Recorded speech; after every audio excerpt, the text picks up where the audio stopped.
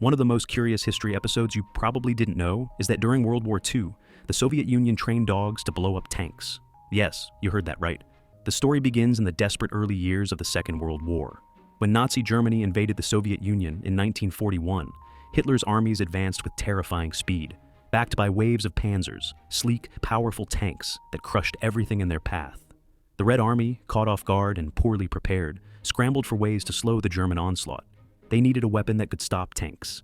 Dogs had long been used in the Soviet Union for military purposes, carrying messages, guarding bases, and even pulling supply sleds. But under the pressure of invasion, Soviet commanders came up with a shocking new idea. What if dogs could be trained to run underneath enemy tanks with explosives strapped to their backs? The concept was simple, brutal, and horrifying. Each dog would carry a mine with a trigger attached to a wooden lever sticking up like an antenna. When the dog dove under a tank, the lever would strike the belly of the machine, detonating the charge and destroying both the tank and the animal. Training began at special schools where hundreds of dogs, many of them German shepherds, were prepared for their grim mission. Instructors starved them before meals and placed food beneath parked tanks, teaching the animals to associate crawling under these giant machines with survival.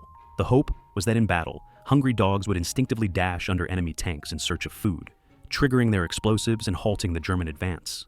When the program was unleashed on the battlefield, chaos erupted. Many of the dogs panicked amid the deafening thunder of gunfire, explosions, and roaring engines. Some bolted in the wrong direction, returning to Soviet trenches with their explosives still strapped on. Others froze in fear, and in a cruel twist of irony, many had been trained exclusively on stationary Soviet tanks. When the moment came, they ran toward the familiar smell of diesel used by their own army's vehicles, igniting explosions beneath the very machines they were supposed to protect.